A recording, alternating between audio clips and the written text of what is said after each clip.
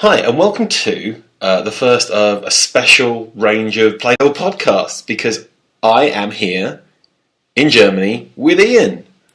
Guten Tag? Guten Tag. It's certainly not Guten Morgen, because it's, 11 o'clock at night here. Yeah. I'm not going to play this game with you. I'm going to lose. But yeah, we're now here for Gamescom 2013. Yeah. We're lined up. This is basically the 1 year anniversary of the podcast as well. Pretty much. Because this is how we started it all off last year, sat around a computer in a hotel room. It's only then we were drunk, and we're not that yet. Maybe by the end of this, that will have changed. Well, I think it probably will, and that is all thanks to... I want to do a really cheesy shot of me like holding up the camera. Facts! Facts, which is a 1 litre can of Danish beer. And it's 112 years old. I don't think it's specifically this can. Also, on the back of it, I love the fact that there is a topless dude with an axe. Yeah, he looks pretty... They're very manly men on this. I'm quite loving it. So, shall we? Yeah, let's... Here's the 1 year of Playdevil podcasts. Oh, God. You've got to be a man to open it seems. Cheers. What's the... Prost? No, that's... No, it doesn't matter. Anyway, we're here, more impressively, more importantly, we're here at Gamescom 2013, and hopefully we'll be getting these up fairly timely, in regards to the show. We're going to have one, probably, definitely today, possibly tomorrow, and certainly one on Thursday. It's recording what's been going on the show floor. Now, of course, with that in mind, we only just arrived, so we haven't been to the show floor, or not so much the show floor, but in fact, the 2 press conferences that are here today. So, what news have we? I don't know, I've been on a plane. No, but we know all the news. Yes. Xbox, EA, and Sony have all had their conferences. They have, and there's been some interesting stuff out of them. In fact, I'm going to have to leave you the EA one. I don't think I know anything about the EA one. Do you know anything about the EA? I do know some stuff about the EA. I was going to say, good, I'm so, glad we prepared for this. Prepared as well as we usually do. Hey! Actually, no, there's no, we don't have any show notes for once. Yeah, well, I haven't put any show notes on. Oh, this is going to be awful.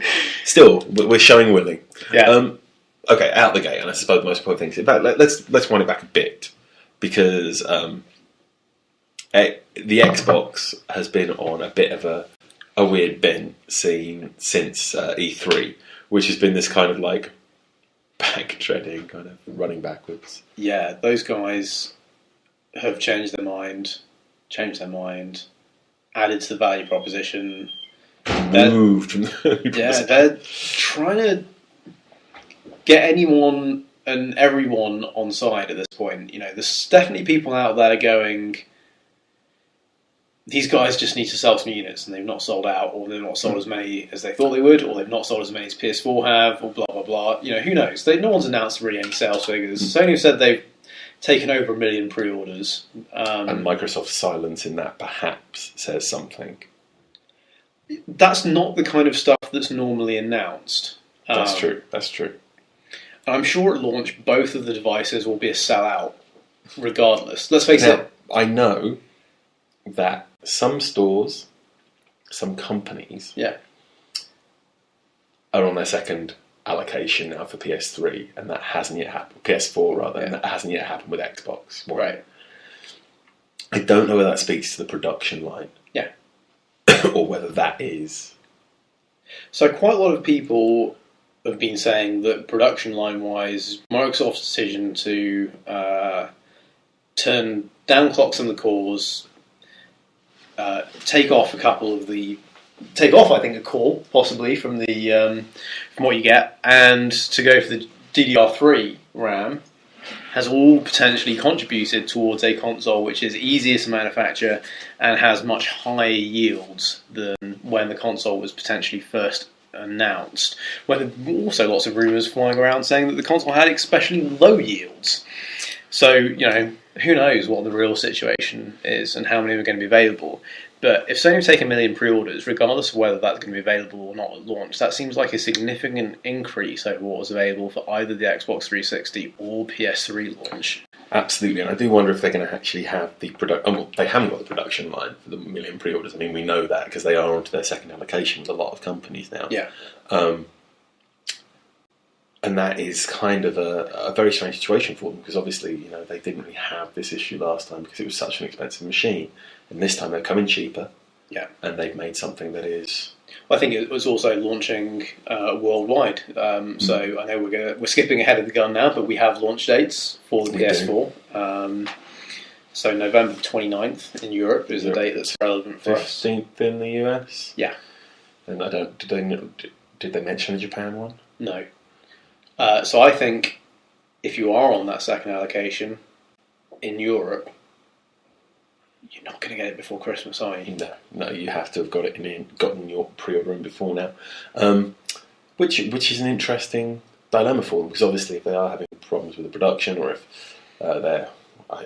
you can correct me because I'm always bad with these kind of acronyms. Is GDR RAM that they're putting in there? Yeah, GDDR. The GDDR is obviously going to be their kind of bottleneck in this equation. Yeah. So, yeah, that's fun in a whole new and different way for them.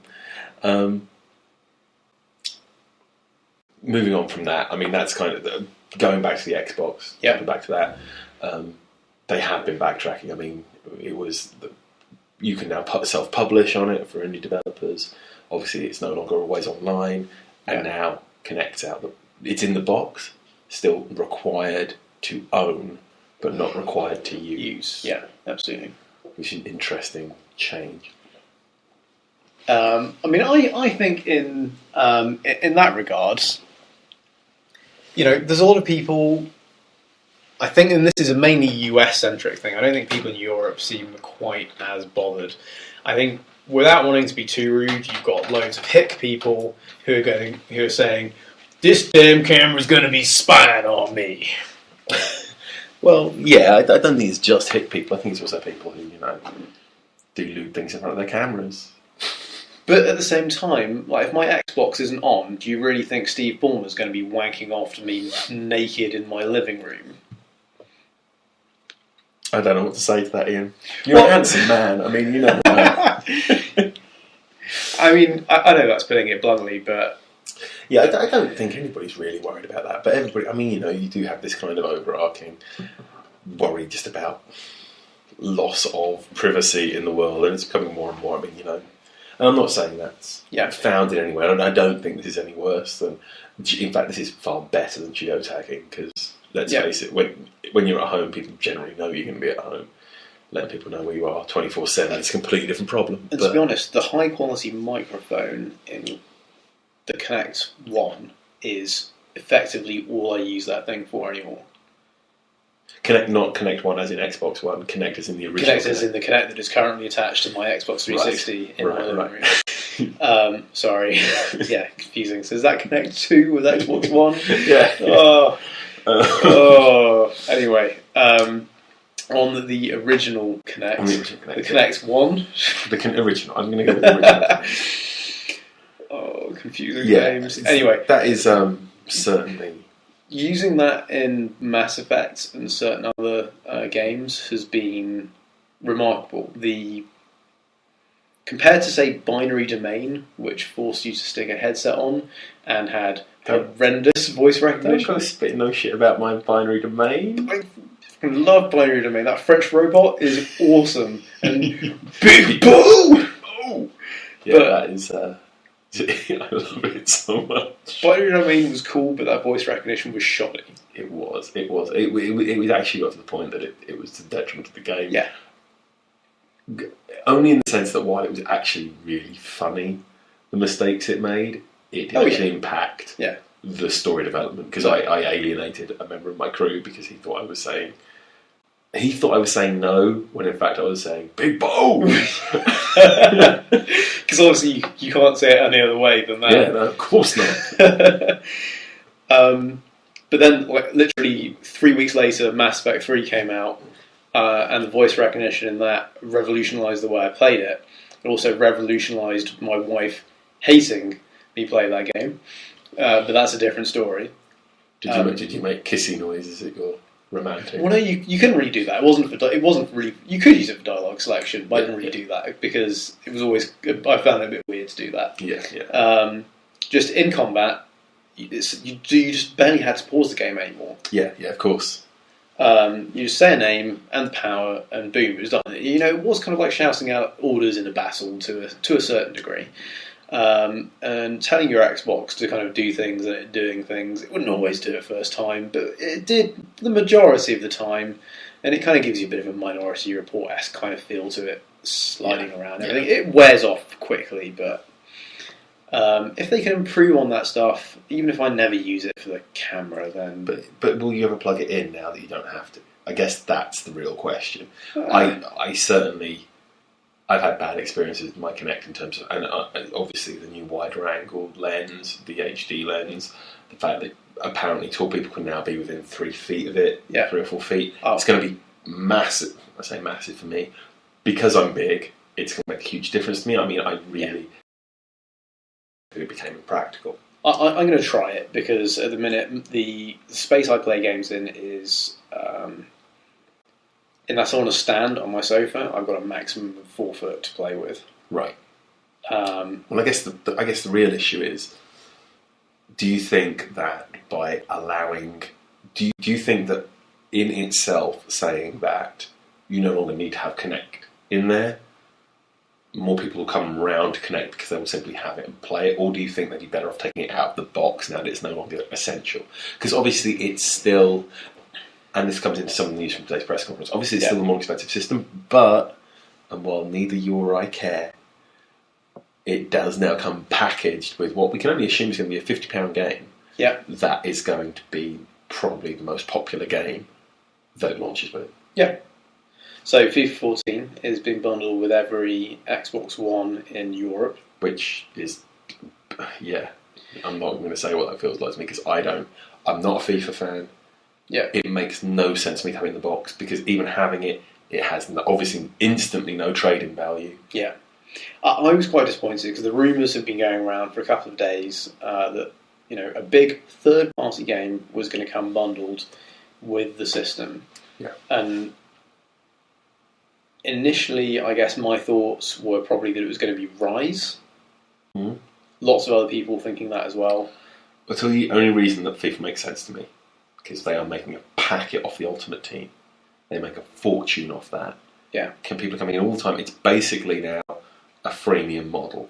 Well, and that, I bet, is what they're banking on. What was interesting, though, is Ultimate Team is now, or at least part of it, is only on Xbox. Yes. Which makes even more sense in that equation. Yeah, it's a shame. I mean, I used to buy football games every 2 or 3 years, but... I just so rarely have people round to my house. And playing online is akin to having your face smashed into a brick wall in terms of the difficulty that you're facing because you're not putting in the time. No. And I'm not. I've seen people play FIFA. My good friends of mine play FIFA, and it seems absolutely phenomenal. And you don't even have to have that interest in football to enjoy it. Yeah. It's a really solid, great game. But if you're not putting in the time, you lose all of the advantages of having it. It's exactly the same as Call of Duty. It requires practice, and I'm never going to have the time or will to put in the hours required to get good enough at it to become competitive on that. And because we always get something else to play. Yeah, and also as well, the other disappointing thing is, EA will hopefully prove me wrong, and it seems like they're announcing, the majority of the features will be coming to the Xbox One version. But in the past, FIFA games at launch have been very pretty, but utterly devoid of content. This is going to be a pretty one of the Xbox version, though, surely. Isn't it? Gussied up one of those? Well, I think you're looking at 2 years before they look at an engine overhaul. In a way, I'd prefer that, because when I actually had FIFA 06 Road to World Cup, when the 360 came out, it wasn't something I bought immediately at launch, but I was like, hey, it's been a couple of years since I've had a football game, as I did at the time. And it looked pretty nice, but there were 30 teams and one type of match you could play. Yeah. Well, was the road to the World Cup. I don't think we even had all the teams that were qualifying for the they've World Cup. actually moved that over now, haven't they? The World Cup stuff and the Euro stuff has been moved into expansion packs. Yeah, no, I mean, totally. And they have been getting much better with that, but I mean, there is just a concern that you'll get that. And like you said, there's going to be virtually no resale value for it because no one will want it, because anyone who's pre-ordered it will have it. Yeah, absolutely. Yeah. Out of the 20 games they've announced they were launching with, I'm pretty sure that we would have both put this 20th on our list. Yeah. The racing game, Forza, it'll be between Forza and that. I mean, and that's only because for exactly the same reasons, I don't have the time to commit to get good at Forza. The arcade races, but it would be between them, even at that rate. Whereas that's the thing, I like Forza, so I am kind of good at it. And I've not even necessarily spent huge amounts of time with it. I mean, I look at the leaderboards, and the people who are right at the top are insane. I can hold my own online. I just play so many racing games that it's not so much of an issue for me. So for me, Forza is probably one of my top 2 or 3 that I'm most interested in. And it's this weird. I mean, it's a strange situation to be in, that this one of the most popular games that could be on the machine is going to come packed in with it, and we're just not interested. But there are those 20 games, and I mean, I'm out of this argument in some ways because we're kind of division of labour. You will be on Xbox One, I'll be on PS4 duty come launch. Yeah, which works for me because I'm broke and it's cheaper. But I mean, coming at it from my side, I don't have a game packed in, I don't have the Kinect packed in, but when you look at the actual Kinect, the camera not packed in, so obviously the PS3 4 version, I've got to stop calling it the PS3. The PS4 version will obviously, its camera and everything won't be in there. No. But I now have to start looking at it and thinking, like, what kind of value adds am I going to get? Yeah. Because you do have the camera in there, and there might be games that start utilising it, at which point I might have to buy a camera. Yeah. The camera's quite expensive compared to the US version, because it's $50 and £50, yes, right? Yes, which is exactly a terrible conversion rate. But we should be used to that by now, and anybody who isn't, frankly, hasn't been playing games long enough. Although at the same time, the controller is also $50 and yet £40. Well, thank God. Yes. I'm going to look at it from that angle. But also, I don't currently believe I get a game packed in there. I mean, I'm sure there'll be bundles, don't get me wrong. But you are currently 20 quid ahead of me in the value equation just by buying it at launch. Yeah. And I was sat there going like, well, in some ways, I get the choice of my game, which is invaluable in some ways, but you are certainly getting the better starting package. Yeah, and I think also when you look at it from a UK perspective, the people who are going to buy Call of Duty and FIFA every year and aren't really that bothered about almost anything else, they're going to see from today Call of Duty Ghost has got more exclusive content on Xbox again. Absolutely. It's got dedicated servers, which it doesn't, by the sounds of it, on PlayStation. You're going to be getting FIFA Ultimate Team, extra features, and FIFA Legends exclusively to the Xbox. Although hopefully they use the stats of yesterday Freddie Lundberg rather than today's Freddie Lundberg, otherwise it's not going to work out so well. And I think, potentially for the kind of dude bro, if I categorise them like that, especially in the UK, the people who go out and buy 3 or 4 games a year because all they're doing is playing them with like university mates or kind of online and racially abusing other people are going to want an Xbox. I think you're stereotyping, but yes. I'm not. I don't know. I don't play online enough to comment, but yeah. Absolutely. I mean, I have been in a strange situation in terms that I do see a lot more people that are buying games at some points, and it has certainly been a sway towards PlayStation. So I'm going to be interested to see what happens in the coming month, because obviously PlayStation's reached allocation, and that's the other thing that you've got to bear in mind in that equation. Because now people can't promise they will get a PlayStation at launch.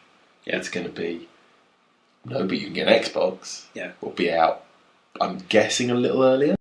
I reckon it will be. For some reason I've still got it in my head it's 23rd. I'm absolutely convinced. I don't know where I've got that from. I reckon they will want to beat PlayStation in all territories. Apart from Japan, where it's not going to be launching, so they don't consider it a major territory. Well, they're not considering half of Europe a major territory anymore. True. Which is in itself. Well, maybe it's smart. I mean, if Sony's stretching itself so thin that it's giving out little bits and bobs all over the place, whereas Microsoft is targeting markets. It is. I mean, it's said that the reason why they're going from 21 to 13 countries is because effectively they have sold so many, although they've not announced how many. They're taking away that allocation from those additional 8 countries and giving it to the 13 that it considers the key markets. And that makes absolute sense. And why not give up on Japan for Microsoft, because they had never made any ground there. And you get people in Portugal or Greece moaning, but unfortunately, when you look at the amount of consoles and games that are bought there compared to the UK and Germany. And let's be fair, I mean, this has been the real rub. The exchange rate just makes it, they'd have to make it prohibitively expensive in those markets. And also, as well, from a Microsoft perspective, the key markets for them have always been the UK and the US. Almost every other country, even in the last generation, Sony's still been ahead. Yeah. And those are the ones it really needs to keep on side in order to get the critical mass to ensure it can be a success in the other countries. So, it sounds really lame, but sorry, Greece, Portugal, wherever else, Japan, wherever else is missing out. Poland, I think, was a biggie. Yeah. There is kind of some sound business sense behind it, even if it, sucks to be you, unfortunately. Yeah, absolutely. And, I'm sat here as going to be getting my Sony machine. Very happy with that choice, or the way that's panned out for us both, because I am interested in what Sony's going to be putting out, content generally. But yeah, while I can sit and giggle at Microsoft's kind of backtracking over a lot of its decisions, and the kind of sense that they're losing the vision they were putting out there. And while I might not have agreed with it, I did respect the fact they were like, no, this is what's going to bloody happen. Yeah. And they're just like, but not if you don't want it to. I can giggle at that, but I do look at the value proposition you're getting and the way they're handling some elements that aren't necessarily focused on my gamers, and I can't fault what they're doing. I also think as well, what could potentially play into Microsoft's favour is it seems like a number of developers signed up for third-party exclusives, potentially on the basis of what Microsoft had originally announced at E3. For all the people going out there and going, the PS4 looks excellent, it's very friendly for developers, Sony are really trying to get us on board. The huge amount of content and additional games, more traditional AAA games at least, being announced for Xbox at E3, or kind of already again at Gamescom, a couple of additionals coming out of the woodwork, suggests there's got to be more than money involved. Microsoft doesn't have endless cash to persuade developers to do projects like that. So you kind of have to think that some of it must have been down to the way that they were selling themselves as being able to avoid an amount of piracy. Yeah, absolutely. I was going to say, but that's become watered down. It has. So maybe you'll see some of those games come out on PS4 later, even if they weren't necessarily originally intended for that platform. But at the same time, I think it could give the Xbox a key advantage in the first 6 to 12 months. If you've got games like Titanfall or whatever coming out exclusive, I'm sure there has been money involved in Titanfall as well. Yeah, clearly. But you've got big games like coming out like that in the kind of first 6 to 9 months out of the gate with additional content, or simply not available on any other platform at that time. Regardless of the original reason why that was the case, it's going to entice some people, I think, to get an Xbox. Obviously, yeah. Coming out of PlayStation though, what do we get? We got a release date. A Vita price cut. Don't care, got one. I'm actually quite happy it wasn't a Vita revision, actually, because I don't want to have to buy a new one. Yeah. What I would love, more than anything, is cutting the price of those bloody memory cards. Yeah. Because, quite frankly, they always say, like, it's cheaper in the store, it's 10% cheaper. Yes, but I'm paying through the nose for the memory cards. And there was nothing I would love more than to expand my 16 gig up to 32 or even 64, because that thing is full and I'm cutting games off and I don't want to be. Yeah, I've got a 16 and an 8. I'm kind of full on one and nearly full on the other. I don't even have that much Especially stuff with Plus. Especially with Plus. I mean, you can fill it up in 3 months with Plus, probably. Yeah. In terms of what they're giving you for free. And there are some great... I mean, yes, they're not getting as many games as perhaps I would like, but Vita is one of the things that I sit there and I will quite happily play far longer than almost anything else I've got in terms of just the way my life is at the moment, like either commuting or just sat in bed because I can't get to one of the consoles because it's in the main area of the house and I'm renting and my landlady and whatever, that kind of thing. Yeah. But there are some just fantastic things, and some of the cross-play things. I'm playing Guacamelee at the moment. Persona's fantastic. Obviously, you get Persona 4 is fantastic on it. Persona 3 obviously you can play because it was on the PSP, and that's then translates over. I mean, it's just this wonderful little thing that it might never get the support that I want it to, but I would be so much more inclined to buy things for it if I didn't have to choose to delete something to make space for something new. It's an odd situation. Yeah, they put out a really decently priced pack that had a lot of games in, but they were all download codes. Is this the whole pack? No, there's a kind of a 10-game pack. Yeah, with an 8 gig card. Yeah, and it comes with a big planet. Yeah, Wipeout. I wrote the article for this on another site. I'm going to say it, on Pocket Gamer. I wrote an article about it, and it comes with a stat of...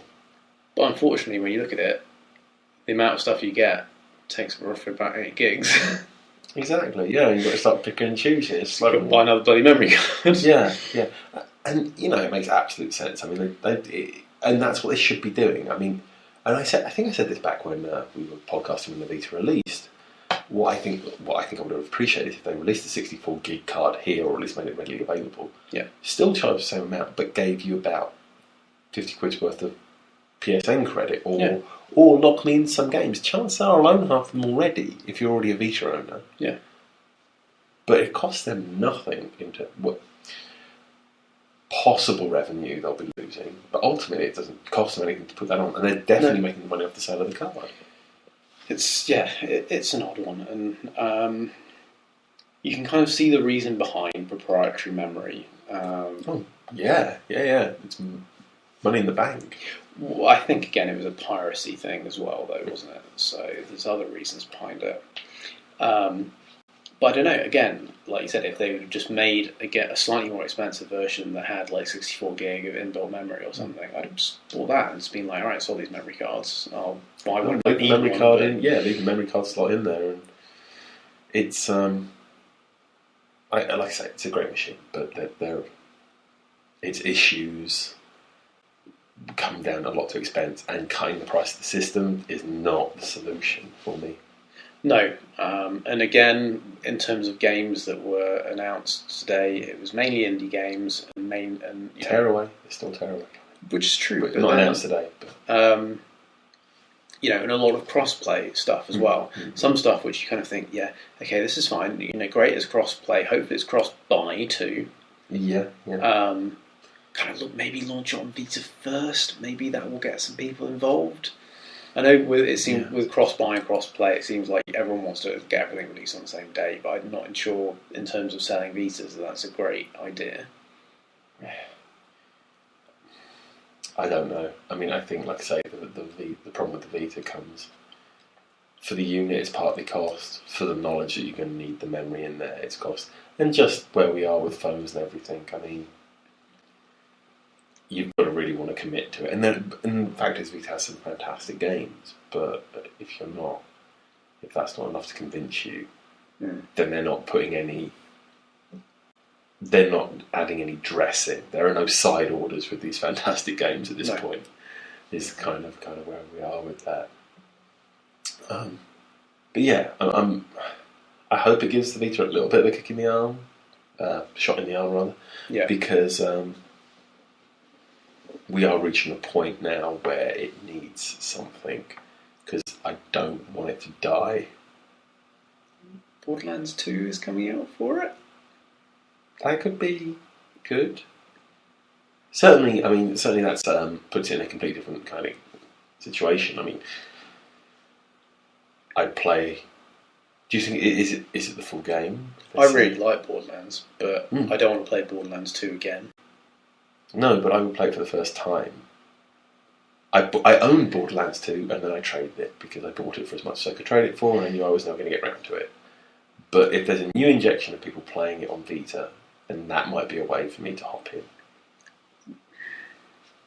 Yeah, I mean, for me, even if they said it was going to be like much shorter, it was only going to be kind of 10 or 15 hours, but kind of maybe have more of a multiplayer focus, they were just going to make a new Borderlands. I still like the Borderlands concept enough, but having completed Borderlands and having completed all the 4 season pass bits of content, but not even necessarily having played every quest possible. I mean, I still put, I think, about 45 or 50 hours into it. I don't want to play that again. I do want to start it, but I don't know how many people are like me. Yeah, how many people are going to be in that? I don't think there are many. Yeah. I mean, let's face it, if you have a Vita at this point, you probably like games enough that you've got another system. I think almost certainly. And then if you do, you're going to be putting out Borderlands 2 at 30 quid at least. That probably won't look as good as it does on the other systems, even if it looks pretty good, given the Vita screen is pretty nice. And you can pick it up for about 10 to 15 quid on one of the other platforms. It's not really conducive to a lot of sales, is it? No, not at all. Not at all. I think that's the main two. Yeah, EA had a conference as well. They announced a release date for Battlefield 4. 29th of October. Beta exclusively on the Xbox 360. Really? Wow, okay. Yeah. Well, I think it was. It wasn't. It said beta on the Xbox. I'm not sure whether it said exclusively or not. But anyway, I don't know. Clever wording. There was a lot of clever wording at all press conferences. Yes. Sims 4 announced. Anything else? No, I don't think so. They played a bit of Need for Speed Rivals and played some sports games and brought out some grizzled old footballs. We're probably going to know more about that on Thursday, though, because we're going up to the... Yeah, we're going to be spending a good few hours with EA, so we'll hopefully get hands on. Hopefully with a camera and you, and I'll film you playing games. It'll be great. Good. Yeah. So more excitingly, I guess, let's get into the more speculation-y stuff. What are you looking forward to seeing in the next few days? So... I'm kind of hoping, from this generation's perspective, the one last thing I'm looking forward to seeing is Grand Theft Auto 5. I would... Sitting there going, Dragons what? Dark Souls 2? Dark Souls 2, yeah, I kind of forget that's not coming out until next year. I think the unfortunate situation for that from a space perspective is I'm not likely to be playing that, because I'm pretty sure I've got rid of both of my existing consoles by then. Mine are Japanese, I can't get rid of them. I'm sure someone will buy them on eBay. In fact, someone would be delighted to buy them, probably. Yeah, it's probably that. I don't think I'm getting rid of the PS3, though. This has been my kind of move throughout this generation, has been to get most of my games on PS3, and so I can jettison the Xbox at some point. Yeah, and I think, same for me, but in the other direction. I'm fairly sure that at this point, with games starting to come out again, I'm not going to get around to playing Last of Us like I wanted to. So I am now at the point where I think I can safely jettison the PS3. So it depends entirely then on whether I do also get a PS4 at launch. Because if I do, the 360 will also then disappear quickly. Right, yeah. If it doesn't, I should probably keep the 360 around until I buy the PS4 and then trade it for it at the time. Right. In which case I may play Dark Souls 2. I can't not play Dark Souls 2. No, I don't. I would really like to play Dark Souls 2, but I'm not going to, or even have the ability to keep another box. I have kind of dragged this on track because, Dark Souls 2 is going to be much of the same, but it's apparently more accessible, which I assume means more cohesive story. But Grand Theft Auto, which there is undoubtedly going to be more and more interesting news about. Yeah, so I'm kind of hoping they'll show off Grand Theft Auto Online, because I think we all know what we're getting in terms of the story.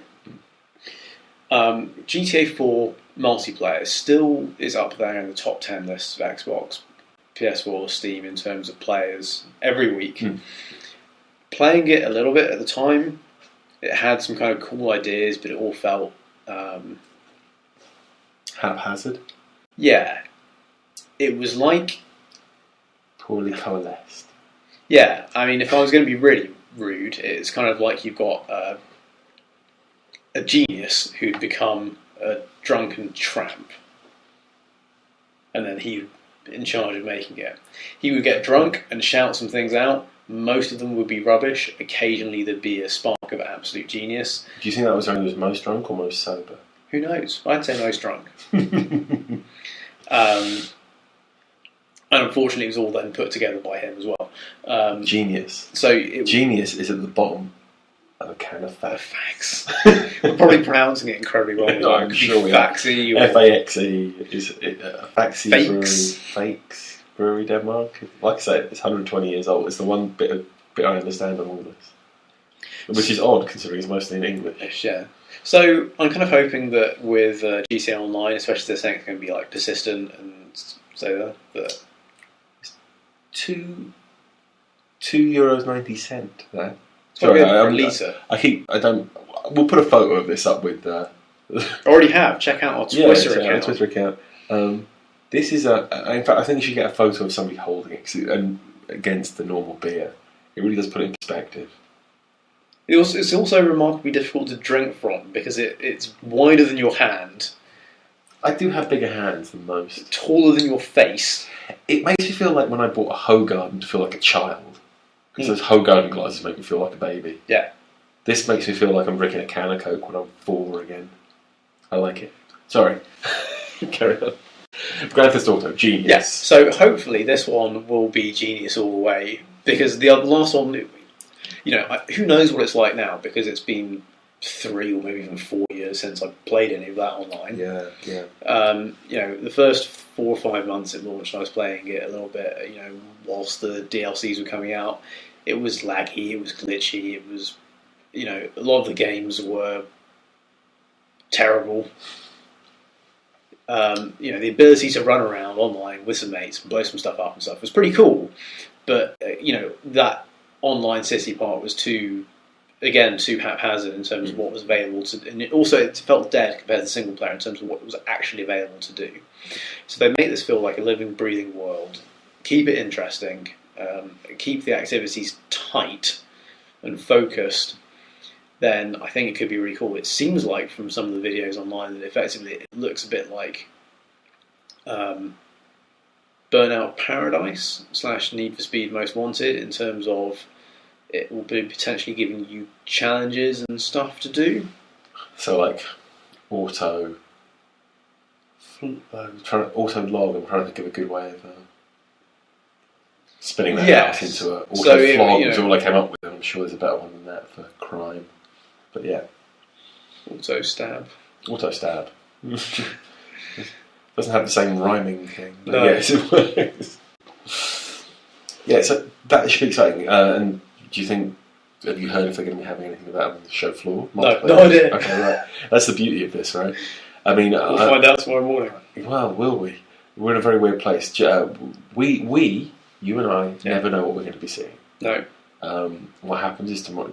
Let's go behind the scenes. Tomorrow morning we turn up at Colomese at the massive conference centre. We pick up our press passes, which this year we've already printed out. Yeah. It's a bit like EasyJet or Ryanair. You can print your boarding pass before you arrive. And at some point we meet site editor Bjorn, who tells us what we're going to be doing. So we are... I currently believe I'm going to be going to, at some point, Deep Silver Cock Media Group. I might, if I'm very lucky, have an interview with Suda 51. That might even turn into a one-on-one interview, which if we get, will be videoed, which I'm incredibly excited about, but don't want to get too excited because it might not happen. Yeah. But other than that, we have no idea what we're going to be seeing or what's on the floor. No, the only other thing I know I'm seeing is Hotline Miami 2. You're seeing Hotline Miami 2. But not tomorrow, so we won't even be talking about that tomorrow. Well, this is why we might not be doing the podcast tomorrow. We don't know what we're going to see. No. Certainly, we've got EA on Thursday and Hotline Miami. But other than that, it's anyone's guess. Absolutely. I mean, I've got some numbers of people I know, so I'm going to be buzzing them, see if we can get into that. The Koch Media thing will be for almost certainly Suda51's new game, Killer is Dead, which I'm reviewing for the site. I already have written. We're embargoed for a while yet, and Saints Row. Yeah, which is technically not out, although we've already played and previewed that. Exactly. Well, it's out on Friday, so it will be out before the show ends. Yeah. So it's we're in a very interesting place this year in terms of the games have already started to hit. Yeah. And they're going to be coming thick and fast. And Grand Theft Auto is less than a month away now. Yeah. FIFA's just about a month away, a month and a week, I think. Yeah. So a lot of what we're going to be seeing here is going to be hitting really quickly. And which makes me kind of sit there and go, Dark Souls probably isn't going to be here. It's too far off. There's too many other big things that are going to drown it out. It is going to be a bombastic show. Yeah. I'm kind of looking forward to it. Like, at the same time, I kind of don't know what to expect. Excitement. Yeah. Let's expect excitement. I think this is the first year that I'm coming in being like, could be anything, really. Yeah. And it's going to be we're going to have some very different coverage, I think, on the site. Because we're going to have a lot more just hands-on, a lot less people being talked to by the sound of it. Sounds like we're going to be going onto the show floor and playing a lot more games, rather than, as we have been the last few years, in press briefings. Yeah. Which are all well and good, but having people talk to you, especially if you're doing it kind of Thursday 5 o'clock when they've done it 20 times already and bored, I'd rather be going and playing the game myself. Hungover on Thursday morning. That's what we want. Yeah. Oh yeah, last year, what was it? It was Skylanders at 9 a.m. Do you remember how peppy I was in that interview? You were the only one. Everyone else was like, and I was like, you know what? I'm going to make this work. And that's because I knew a lot about Skylanders, having worked in the PR of it already. But I'm hoping that I'd love a bit more Skylanders. This Swap Force looks really interesting. I'd love to have some hands-on with that. Yeah. Activision stuff. Don't really care about COD. I want some. Yeah, I want to see some next-gen stuff. Like if someone is telling me that I'm going to see Ghosts, then fine, I'll go see Ghosts. Except I hear that looks pretty Xbox 360 even on Xbox One. Yeah, of course it does. Yeah, I can't argue with that. Of course it does. But I would love. Okay, if we're talking about what I want to see, I want to sit down with a game that really makes me think. I'm ready to pay that money. I think for some of that, it's going to be a case of you almost want to see the Xbox 360 and PS3 version, because I reckon if you see a 360 and PS3 version of, say, like Watch Dogs and Assassin's Creed 4, you would probably go, alright. And then you see them on the others, then you're like, alright, okay, now we're rolling. This thing actually moves at a decent frame rate, because... And that's the thing, right? That's the change. It's not, you can't get it in static shots. Yeah, because even last year, we noticed that there were a lot of games that had completely maxed out the consoles and had some terrible frame rates. I mean, Assassin's Creed 3, for example. Far Cry. Ubisoft games. Ubisoft games. Yeah, a lot of Ubisoft, but also... And let's not do them down for that. That's them trying to push the graphics as far as they can. Yeah. I mean, that's in no way detrimental to what Ubisoft are trying to do. They're making games for next-gen and PCs. And Assassin's Creed 3, in fairness, wasn't frame limited, so occasionally it would be running at 60, and it would, as on the Xbox 360, was magnificent when it ran like that. Even though it was probably missing some of the extra textures, you might maybe get an ultra version on PC. But then, in a way, that was all the more heartbreaking, because then it would immediately clog down to about 20 and be a mess. Yeah. Yeah.